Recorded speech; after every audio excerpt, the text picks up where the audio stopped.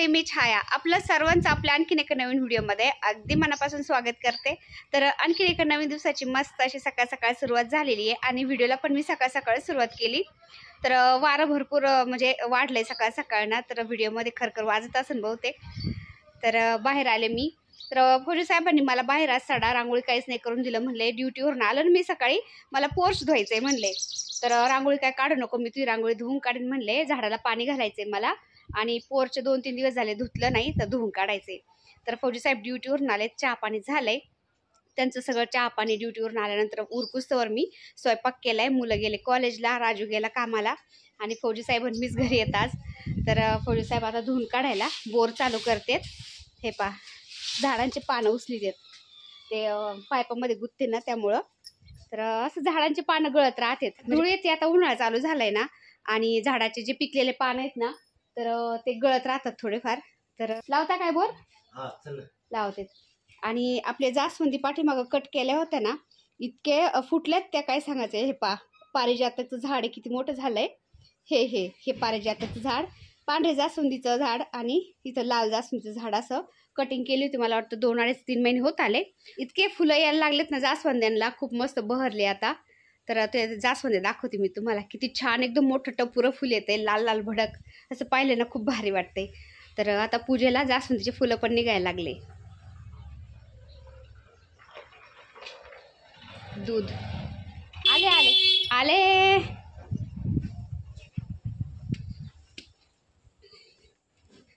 तर दूधवाला आलाय।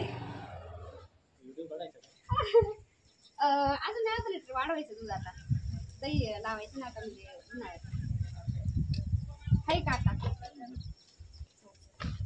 दूध आहे पण चांगले दूध खरंच मस्त आहे।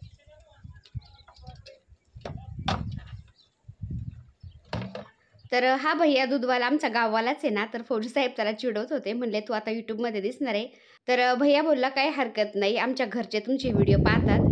तर दूध घेतलं मी, आले पुन्हा बाहेर, तुम्हाला फुलं दाखवायचे होते राहूनच गेले। तर जास्वंदीचं झाड तुम्ही बघू शकता, बुडापासून फुटलंय तर ते शेंड्यापर्यंत त्याला बुडापासून फुलं चालू झालेत। तर इतकं मोठं फुल येत आहे ना, तर वर्षातून एकदा का होईना नोव्हेंबर-डिसेंबरमध्ये झाडांची कटिंग केली पाहिजे, म्हणजे चैत्र महिन्यामध्ये नवीन पालवी फुटते आणि छान फुलं येतात। तर आपल्या दारामध्ये आपण लावलेल्या झाडांना जर फुलं आली ना, तर त्याचा आनंद काही वेगळाच असतो। तुम्ही बघू शकता पांढऱ्या जास्वंदीला पण आता फुलं यायला लागलेत। तर ह्या 3-4 झाडांची कटिंग केली होती फौजी साहेबांनी, 2 जास्वंदीची, त्यानंतर पारिजातक आणि पलीकडले एका झाडाची केली होती, चांदणीच्या झाडाची।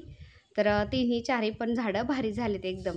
तर बऱ्याचशा जुन्या ताई आहेत आपल्या, ताई मावशी सगळ्यांना माहिती आहे आपल्या गार्डनमध्ये कोणते कोणते झाडं लावलेले आहेत। पण बऱ्याचशा नवीन ताई आलेल्या आहेत ना आपल्या यूट्यूब फॅमिलीमध्ये, तर त्या ताईंना माहिती नाही आहे झाडं कोणते कोणते आहेत काय। तर 1-2 ताई बोलले होते की ताई सगळे झाडं दिसतात तुझ्या गार्डनमध्ये, पण पारिजातकचं झाड दिसत नाही आहे। तर तुम्ही बघू शकता ही लाईट आहे ना, लाईटच्या समोर जे मोठं झाड झालं आहे ना, ते पारिजातकचं झाड आहे। तर पारिजातकचं झाड हे ईशान्य कोपऱ्यामध्ये किंवा उत्तर दिशेला लावतात। तर इथं आम्ही ईशान्य कोपऱ्यामध्ये उत्तर दिशेलाच लावलेलं आहे। आणि जास्वंदीचे झाडं पण छान झालेत। आणि आपल्या दारासमोर पण तुम्ही बघू शकता, जो माठ मी दाखवला होता तुम्हाला एका व्हिडिओमध्ये, त्याला आम्ही टेरिकोटा लावलाय आणि त्याच्यामध्ये ते जुन्या माठामध्ये मस्त मनी प्लांट लावलंय। तर ते इतकं छान झालं ना, हिरवगार मनी प्लांट तुम्ही बघू शकता किती तेज आहे त्याच्यावरती। तर त्याला असं मस्त बुशी केलंय आम्ही, त्याच्या फांद्या फुटल्या ना त्याच्यामध्येच आपण त्या घालून द्यायच्या, अशा बाहेर काढायचे नाही किंवा कापायचे नाही, आणि थोडंसं खत घालत राहायचं। तर बऱ्याचशा ताई विचारत राहतात की ताई तुम्ही झाडांना कोणतं खत देता काय। तर ताईंनो, शेणखताशिवाय कोणतंच खत देत नाही आम्ही झाडांना। फक्त जे फुलझाड आहेत त्यांना आम्ही DAP खताचे 10-12, 10-15 दाणे देत असतो। आणि ह्या मनी प्लांटला पण 4-5 दाणे दिले तर काही हरकत नाही। फक्त जास्त नाही द्यायचं, थोडं थोडं द्यायचं, म्हणजे फायदा होतो त्या झाडांना, नुकसान होत नाही। तर व्यवस्थित पाणी घालायचं आणि 4-5 दाणे DAP खताचे घालायचे मनी प्लांटला पण, तर एकदम हिरवेगार मनी प्लांट होतात आपले आणि वाढ पण त्यांची छान होती। आणि आपल्या दरवाजाजवळ एंट्रन्सजवळ पण दोन्ही साईडने असे मनी प्लांट लावलेत मी। आणि आपल्या टेरेस गार्डनमध्ये भरपूर गमल्यामध्ये आपण कॉईन प्लांट लावलेत ना, म्हणजे कॉईन मनी प्लांट, तर त्याचे भरपूर झाडं झालेत आता। तर 2-4 झाडं मी खाली पण आणले दरवाजाजवळ ठेवायला, तर चांगलं असतं, हिरवगार छान वाटतं। मागचं धुवून आणलं मग पाणी दिलंय का? धुवायचं नंतर का? इथली माती मला वाटतं थोडी कमी करावं लागेल बरं का। हा ते पलीकडून वगळून येते ती तिथे जरा जास्तच झाली, खाली यायला लागली ती. थोडंसं उकरायचं आणि ती माती काढू आहे ना.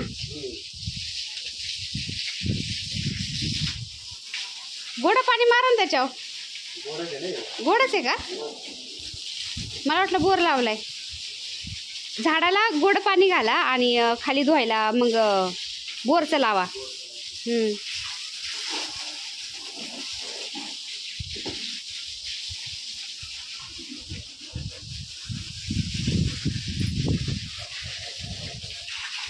तर हे बघा मनी प्लांट असं इथं खाली लावलाय ना, याचे पानं किती मोठे झालेत. आणि हा पण मनी प्लांट आहे, वेगळा आहे जरा हा. तर याचे पानं पण किती मोठाले आहेत हे बघा. तर असं जमिनीत लावला ना मनी प्लांट तर त्याचे पानं खूप मोठाले होते बरं का. इथं कोपऱ्यात लावलेला आहे हा मनी प्लांट मी इथं.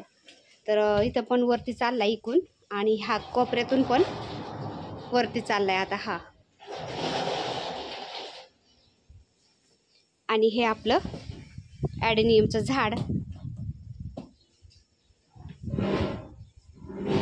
तर हे ॲडेनियमचं झाड आहे ना, म्हणजे सुक्या ठिकाणी जास्त येतं, म्हणजे वाळवंटात वगैरे. त्याला जास्त पाणी नाही जमत, पाणी कमी लागतं त्याला. त्यामुळं जास्त ओल्या जागेवर त्याला लावून जमत नाही, त्याचं खोड वगैरे सडून जातं त्यामुळं.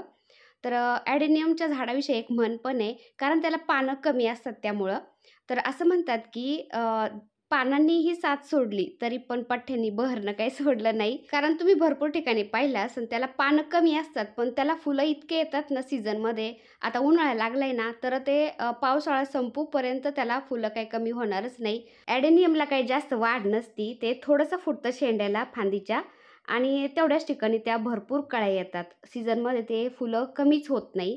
तर असं आहे, पाणी म्हणजे पानं कमी असतात त्याला पण फुलं खूप असतात, त्यामुळं ही म्हण पडलेली असावी बहुतेक. आणि एक उदाहरण पण आहे त्याच्याकडं पाहिलं ना ॲडेनियमकडं, तर कोणाची साथ नसली ना तरी पण आपण चालायचं, काही थांबायचं नसतं. तसंच आहे आपल्या जीवनात कितीही दुःख आले तरी आपण पुढं चालायचं, कधी थांबायचं नसतं, चालत राहायचं. एक ना एक दिवस सुखाचे दिवस येतीलच ना. तसंच माझ्या बाबतीत पण झालेलं आहे ताईंनो. मी पत्र्याच्या घरामध्ये गावाला राहत होते, पण माझे स्वप्न खूप मोठाले होते. मी खूप मोठाले स्वप्न पाहायचे पहिल्यापासून. स्वप्न पाहायला काही पैसे लागत आहेत का? पैसे लागत नाही, पण स्वप्न पाहायचे. मोरपंखी स्वप्न हमेशा आपण पाहायचे, ते हळूहळू का होईना पूर्ण होतात. तर अजून एक म्हण आहे, अगर किसी चीज़ को शिद्दत से चाहो तो पूरी कायनात तुम्हें उसे मिलाने में लग जाती है. तर ही कहावत आहे ना, प्रेरणा आणि विश्वासाचं प्रतीक म्हणून ओळखल्या जाती. तर बऱ्याच ठिकाणी ही कहावत तुम्ही ऐकली पण असेल. तर इंग्रजीमधून याला लॉ ऑफ अट्रॅक्शन असं म्हणतात. तर असं आहे, देवाकडे, युनिवर्सकडे आपण जर मनापासून जर मागितलं ना काही, तर पुरी कायनात ते आपल्याला मिळून देण्यासाठी प्रयत्न करत असते, जोर लावते तिचा आणि ते आपल्याला नक्कीच मिळतं. तर थोडक्यात मी तुम्हाला सांगते, लॉ ऑफ अट्रॅक्शन म्हणजे काय. आकर्षणाच्या सिद्धांतानुसार तुम्हाला हवी असणारी वस्तू किंवा उदाहरणार्थ व्यक्ती किंवा परिस्थिती किंवा आपली कल्पना का असेना, तर ज्याबद्दल आपण सतत विचार करत असतो, कल्पना, व्यक्ती, परिस्थिती काही असेल ते, त्याच्याबद्दल आपण सतत विचार करतो ना, तर त्या कल्पनेतून वस्तू किंवा व्यक्ती किंवा परिस्थिती चुंबकाप्रमाणे आपल्याकडं आकर्षित झाली जाते किंवा तुमच्या जीवनामध्ये येत असते असं म्हणतात. तर यालाच लॉ ऑफ अट्रॅक्शन म्हणतात. तर आता आपण काय म्हणू, आपण एका जागेवर बसले बसले आपण ते विचार करू, ती कल्पना करू की आपल्याला हे पाहिजे, ते पाहिजे, आपल्याला सगळं मिळून जाईल. तर तसं पण नसतं बरं का. तर हे सगळं आपल्या मेहनतीवर, वेळोवेळी घेतलेल्या डिसिजनवर आणि आपल्या नशिबावर सुद्धा खूप अवलंबून असतं बरं का. तर मेहनतसुद्धा खूप करावी लागते आपल्याला. आपण विचार करता करता आपल्याला हे करायचं आहे, ते करायचं आहे आणि आपली मेहनतसुद्धा आपली चालूच आहे. तर हे सगळं शक्य होऊ शकतं आणि झालेलं पण आहे. तर माझ्या अनुभवावरून मी सांगते, जे मी विचार केलेला आहे, मला हे करायचं आहे, ते करायचं आहे आणि मी मेहनत पण करते. माझे फौजी साहेब पण मेहनत करतात आणि त्याचबरोबर आम्ही स्वप्न पण पाहतो. तर ते स्वप्न आमचे हळूहळू का होईना सक्सेस होत गेलेले आहेत. त्याच्यामुळे मी तुम्हाला सांगते ताईंनो. तर याशिवाय आपल्याला कर्म पण करावे लागतात. तर फक्त इच्छा ठेवल्याने काही होत नसतं, आपले कर्म पण चांगले लागतात. तर असं नाही की सगळं असन ते तेवढं माझ्याच पोळीवर तूप दे देवा, असं नाही. सगळ्यांचं चांगलं होऊ दे देवा आणि त्यांच्या पाठीमागं माझं पण होऊ दे, असे जर विचार ठेवले तर नक्कीच चांगलं होतं. उदाहरणार्थ शिक्षक किंवा डॉक्टर बनायचं आहे आपल्याला आणि इच्छा ठेवल्यासोबतच अभ्यास पण करावा लागतो बरं का, हे सगळ्यांनाच माहिती आहे. तर तसंच आहे, तुम्ही इच्छा पण ठेवा आणि तुम्ही मनाने युनिव्हर्सकडे मागा, देवाकडे मागा, मनापासून मागा, शिद्दतनी मागा, पण तेवढे कष्ट पण करा. तर आपल्याला सक्सेस होण्यापासून कोणीच नाही थांबू शकत. तर माझ्या अनुभवातले काही बोल आहेत ताईंनो. तुम्हाला आवडले तर घ्या, नाहीतर सोडून द्या. पण मला तुमच्याशी असं बोलावं वाटलं त्यामुळे मी बोलले. तर बऱ्याचशा ताई विचारत असतात ना, "तू काय करते, काय नाही?" वगैरे हे ते थोडंसं. तर म्हटलं चला थोडंसं सांगावं तुम्हाला माझ्या अनुभव म्हणजे माझे अनुभव सांगावा. तर झाडं दाखवायचे होते मला तुम्हाला, पण मला थोडंसं बोलावं वाटलं तर मी बोलले ताईंनो. तर हे पहा आपला मोगरा. 2-3 मोगरे इथं एकत्र गेलेले आहेत ना, गावरान मोगरा, बंगलोर कुंदा, कागडा. तर 3-4 प्रकारचे मोगरे आहेत इथं. तर सगळे फुलं एकत्र येतात. तर किती मोगरा म्हणजे कागडा हा फुलांनी भरलाय तुम्ही बघू शकता. खूप फुलं येतात याला. एकदम असा साडाच पडतोय खाली, पण त्याला तोडायला काही वेळ नाही. मला गजरा बनवायला वेळ नाहीये. मध्ये-मध्ये आकाश मला गजरा बनवून द्यायचा, पण त्याचे आता पेपर वगैरे चालू आहेत ना, अभ्यास चालू आहे. त्यामुळं फुलं कोणीच तोडत नाही. आणि आमच्या पलीकडल्या कागडाच्या झाडामध्ये तुम्ही बघू शकता केवढं मवाळ बसलंय. तर त्यामुळं ह्या मोगऱ्याला आम्हाला अंघोळच घालता येत नाही पाण्याने. नाही तर मग फौजी साहेब काय करतात, एकदा बोर लावला की सगळ्या झाडांना अंघोळ घालतात. पण ते माशा उठायची, चावायची भीती वाटते ना, त्यामुळं त्या मोगऱ्याला अंघोळ पण नाही. बरेच दिवस झाले धूळ बसलेली त्याच्यावर. पण ते मवाळ काय आम्हाला काढायला जमत नाही.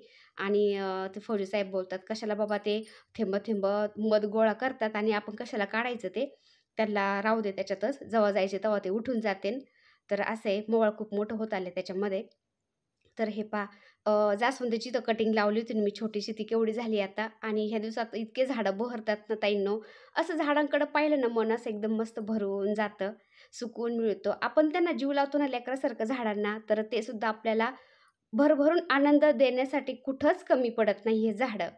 तर सकाळ-सकाळ असा फेरफटका फौजी साहेबांचा आणि माझा तर टेरेस गार्डनमध्ये असतो, बाहेरच्या खालच्या गार्डनमध्ये असतो. तर खूप भारी वाटतं. आम्हाला दोघांना पण झाडांची खूप आवड आहे. तर घराच्या चारही बाजूंनी आम्ही 5-5 फूट जागा सोडलेली ना, तर अशी झाडं लावलीत खूप भारी वाटते. आणि इथं गमल्यामध्ये तुम्ही बघू शकता केळीचं छोटंसं झाड लावलेलं आहे मी. असं म्हणजे अ, केळी म्हणजे केळीच्या पर्पजनी नाही लावलेलं आम्ही, पूजेच्या पर्पजनी लावलेलं आहे. असं गुरुवारी वगैरे पूजा करायला. तर ते गमल्यातच लावलेलं आहे. ते पण रिपॉटिंगला आलेलं आहे आता. आणि केळीच्या झाडाजवळ छोटासा चिकूचं झाड आहे तुम्ही बघू शकता. तर त्याला इतके चिकू आलेत ना, म्हणजे चिकूची फांदी इतुशी आणि त्याला चिकूच किती लागलेत. तर ते फांदी अशी खाली लोंबले गेले त्याच्या वजनाने. एवढे चिकू आलेत. तर छोटंसं चिकूचं झाड आहे, पण त्याला खूप चिकू येतात आणि इतकं गोड चिकू येतं त्याचे, पिकलेले खूप छान लागतात.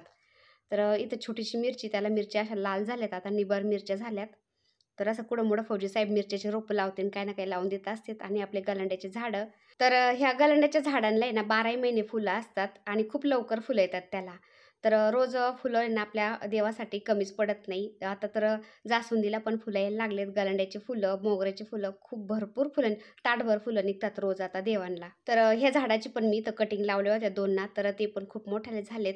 आणि बऱ्याचशा ताई विचारत होत्या, की गलांड्याचे झाडं तुम्ही कसे तयार करता? तर गलांड्याचं फुल असं एकदम एजड झालं ना एकदा, त्याचे पाकळ्या सुकून गेल्या, ते एकदम बोंडसंच राहिलं ना त्या फुलाचं फक्त झाडाला, ते तोडून घ्यायचं, वाळवायचं आणि पुन्हा ते मातीमध्ये उगवायला घालायचं. म्हणजे त्यापासून भरपूर असे रोपं तयार होतात आणि पुन्हा तेच लावून द्यायचं. तर मी हे पुन्हा असं रिपीट करत राहते. मला कुठून म्हणजे रोपं मागवायची गरज पडत नाही, बी मागवायची गरज पडत नाही. तर ह्या झाडाला फुलं आलेली मी ते एजड झालेले तोडून ठेवत असते आणि त्याच्यापासूनच रोपं पुन्हा तयार करत असते असं आहे. तर याचीच मी रोपं पुन्हा तयार करीन आता लावायला. तर तुम्हाला पण असं कुठं दिसले ना गालांड्याचे झाडं, तर सुकलेलं फूल नक्की तुम्ही घेऊन या आणि ते वाळवून चुरगळून टाका मातीमध्ये. भरपूर रोपं तयार होतात. आणि इथं आता सीताफळाचं झाड लावलेलं ना, त्याची कटिंग केली होती फौजी साहेबांनी. त्याला खूप अशी छोटे-छोटे फुलं आलेत आता सीताफळाला. त्याला पण फळं येतील. हे पहा. त्याला म्हणजे पानं कमी आता आणि फुलंच भरपूर दिसायला लागलेत. आणि इथं पण जास्वंदीची कटिंग लावली होती ना मी छोटीशी, ती केवढी झाली, त्याला पण फुलं यायला लागलेत. तर असं आहे, मी असं कुठं पण कटिंग लावून देत असते ना झाडांच्या, तर त्या छान होतात हळू. हा मनी प्लांट भारी झाला बरं का आता.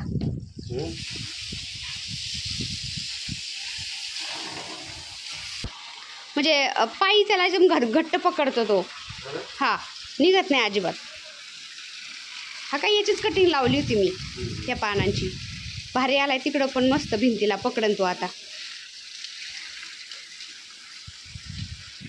तर फौजी साहेबांनी सगळं पोर्च धुतलं आणि ते गेले बँकेच्या कामासाठी काहीतरी बाहेर. तर मी आले आता पुन्हा ताट घेऊन बाहेर फुलं तोडायला. तर देवपूजा करून घ्यावं म्हणलं सकाळची. तर डबे दिलेत, मुलांचे मुलं गेले. राजू पण गेला, फौजी साहेब पण आता बाहेर गेले. त्यांनी नाश्ता वगैरे केला होता फौजी साहेबांनी. तर बाहेरचं पोस्ट धुतलं आणि ते पण गेले. आता मी निवांत देवपूजा करून घेते आणि मग त्यानंतर बाकीचं काम करते.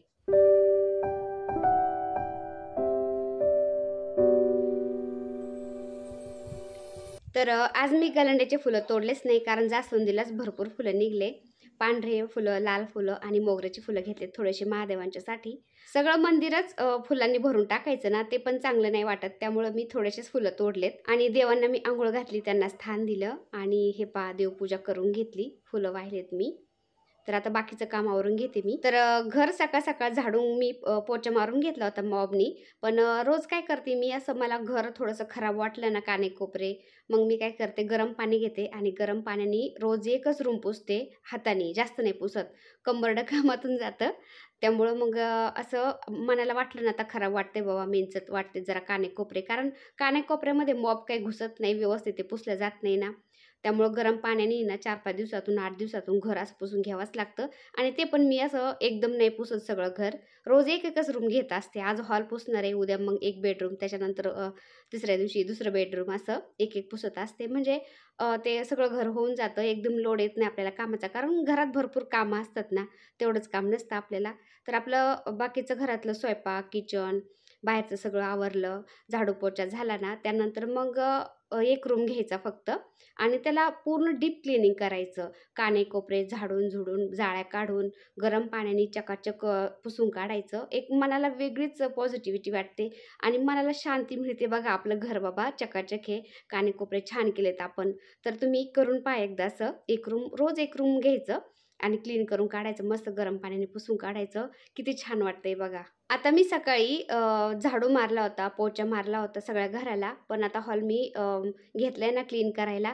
तर सोफा झटकला मी, कानेकोपरे झटकून काढले सोफ्याचे ना, तर त्याच्यामध्ये असं कचरा वगैरे धूळ बसलेली ती खाली पडली ना, ती पुन्हा आता झाडून घेते मी आणि गरम पाण्याने हाताने पुसून काढते. तर असं आहे एक म्हणजे आपण रोज पुसतो घर, पण डीप क्लीनिंग करणं, गरम पाण्याने कानेकोपरे पुसून काढणं आपल्या हाताने, तर त्याला काही वेगळीच चकाकी येते, चमक येते घराला. तर हे सोफ्याचे कव्हर आहेत ना, मी 15 दिवसातून किंवा महिन्यातून एकदाच धुवायला काढत असते. 8 दिवसाला नाही धुवायला काढत. तर ते पण म्हणजे सोफ्याचे कव्हर काढायला खूप चांगलं वाटतं, पण बसवायला माझ्या हाताचे मनगट जातात.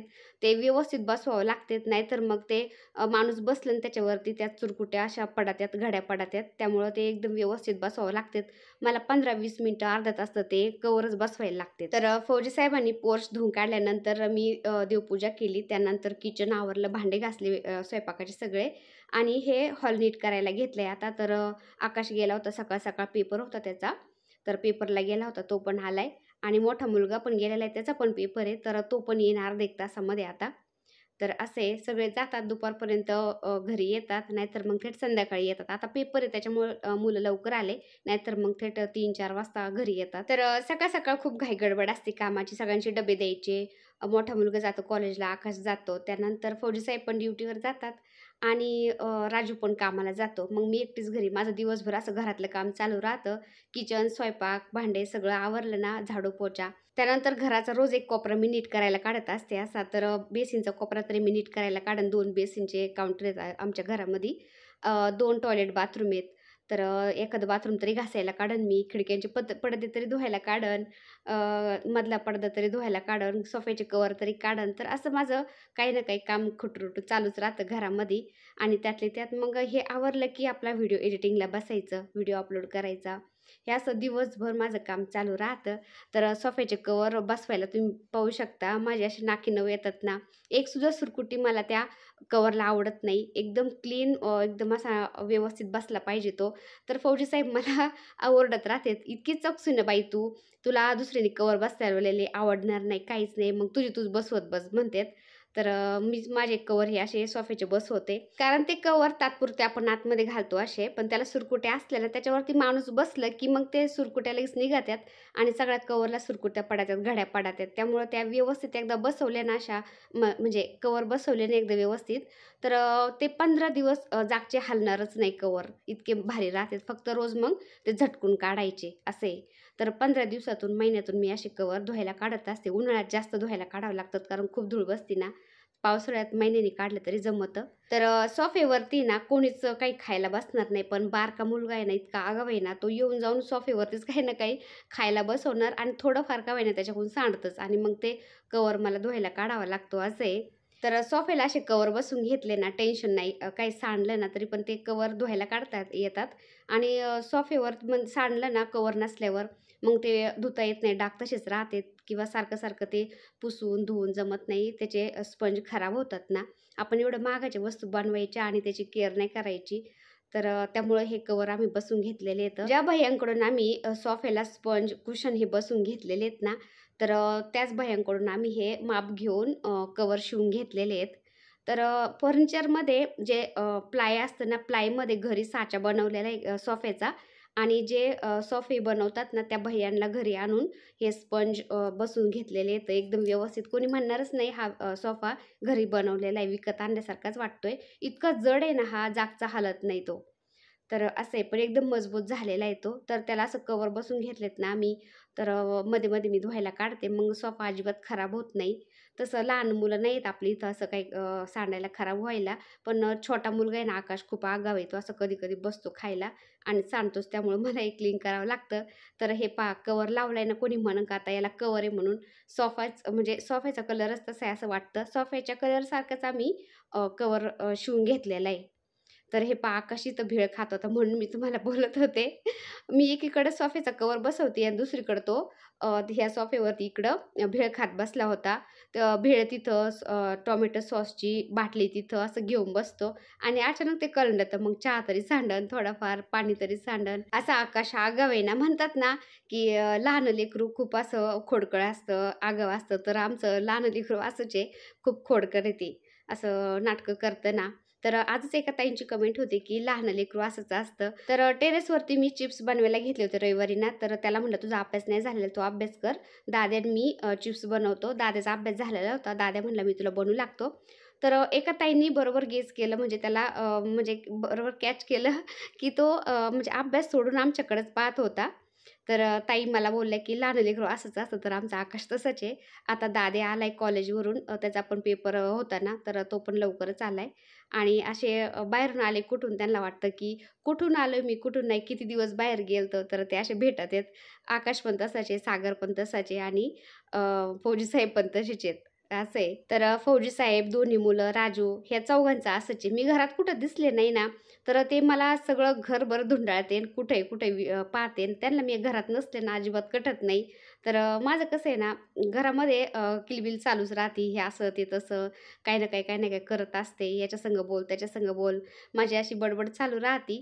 तर मी घरामध्ये सगळ्यांसंग असं खूप म्हणजे फ्रेंडली आहे ना, तर त्यांना मी घरात लागतेच. तर मला ते असे शोधत बसते. घरात नसली का त्यांना घर असं खायला उठतं पार. तर हे तुम्ही बघू शकता दोन्ही सोफ्याच्या कव्हरला दोन्ही साईडकडून वेलक्रो लावलेले आहेत आणि त्या भैय्यांनी सोफ्याला म्हणजे कव्हर शिवून दिले ना, तेव्हाच सोफ्याच्या खाली येऊन पण आम्हाला घरी येऊन ते वेलक्रो लावून दिलेत आणि कव्हरला पण लावलेत. तर त्याला असं वेलक्रोने चिपकून दिला ना दोन्ही साईडकडून, तर मधला भाग आहे ना असा मोकळा, त्याच्यामध्ये बाकीचा कव्हर असा खोचायचा. तर एकदम फिट बसतं, अजिबात हालत नाही. 15 दिवस तर मी त्याला काढतच नाही. तर एकदम असा व्यवस्थित राहतो. व त्याला घड्या-बिड्या काहीच पडत नाही. कोणी म्हणणारच नाही, की त्याला कव्हर बसवलेला आहे. एकदम सॉफ्टच आहे असं वाटतं. पण हा कव्हर बसवायला मला फार दमछाट होती. असा व्यवस्थित त्याला म्हणजे खोचावा लागतो. एडावाकडा जर खोचून दिला आणि माणूस जर बसला, तर ते सगळा बाहेर येतो. त्याला चुरकुट्या, घड्या पडतात. त्यामुळं मी एकदम व्यवस्थित बसवून देते त्याला. आता पूर्ण सोफ्याचा कव्हर बसवलाय ना, तर तुम्ही सांगा मला आता हा कुठल्या अँगलनी कव्हर बसवल्यासारखा वाटतोय? एकदम सोफाच्या असं वाटतंय. तर खूप छान एकदम सिस्टमॅटिक त्या भैय्यांनी आम्हाला कव्हर बसवून दिलेला आहे. तर बऱ्याचशा ताई बोलल्या होत्या, की "ताई कव्हर कुठून बनवून घेतलाय? कसा बनवून घेतलाय? कसा लावते तू? आम्हाला दाखव." तर म्हटलं चला आता मला कव्हर लावायचाच आहे सोफ्याला. धुतला होता तर तुम्हाला दाखवून द्यावा. तर असं दोन्ही साईडकडून वेलक्रो बसवून घेतलेले आहेत आम्ही त्या भैय्यांकडून. त्यांनी बसवून दिलेले आहेत. अशा मोठाले स्टॅपलर असतो पहा, मोठाल्या स्टॅपलरनी ते बरोबर वेलक्रो बसवतात खाली सोफ्याला. त्याला चिपकून द्यायचं आणि छान कव्हर असा बसला जातो. तर असं धूळ वगैरे बसती, काही ना काही लहान मुलं असल्यावर सांडतेत. तर धुवायला काढून म्हणजे कव्हर काढून धुवायला बरा पडतो आणि पुन्हा लावून द्यायचा. तर आता बाकीची डस्टिंग करून घेते मी. हा टिपॉय पुसून घेते. तर घरीच आपला स्प्रे बनवलेला आहे ना, तर त्याने काचा वगैरे छान निघतात. तर टिपॉय पुसते. त्यानंतर कधीमध्ये असं आपण जेवायला बसलो ना हॉलमध्ये, तर कोणी आलं ना अचानक, तर ते कधीमध्ये असा खरकटा हात लागतो कडी उघडायला. तर तिथं पण थोडंसं तेलकट झालेलं आहे दरवाजाला, ते पण पुसून घेते मी आणि हाताने गरम पाण्याने मस्त फरशी पुसून घेते चकाचक आज.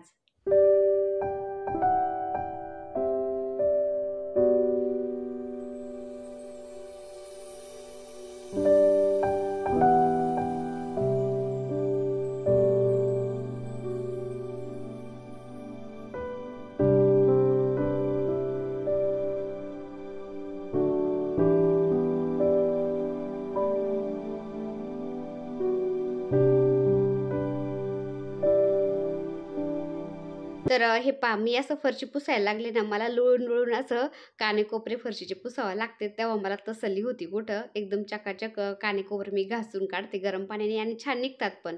आणि आपल्या घरामध्ये पण थोडीशी अशी ग्रीनरी असली ना, किती छान वाटते तुम्ही बघू शकता. तर असं आपण आपल्या स्वतःच्या हाताने आपलं घर सजवलं ना, त्यात पण एक वेगळाच आनंद आहे. तर काल सोफ्याचे कवर मी धुतले होते ना, तर ते बसवलेत आज आणि इथं मध्ये पडदे होते ना, ते आज मी धुवायला काढलेत. तर असं एकदम नाही काम करत मी, असं म्हणजे थोडं-थोडं काम करते, म्हणजे थकवा येत नाही. तर दिवसभर आपण हे वरचंच करत बसलो, तर किचन आपलं पलीकडं म्हणजे वाट पाहत असतं. तिकडं पण भरपूर पाहावं लागतं. दिवसातून 2-3 बाऱ्या जरी किचन आवरलं, तरी नको नाही. तर असं आहे. आता इथं मी थोडीशी डस्टिंग करते. आता उन्हाळा चालू झाले ना, भरपूर धूळ बसती, तर अशी दररोज थोडी डस्टिंग करावीच लागती.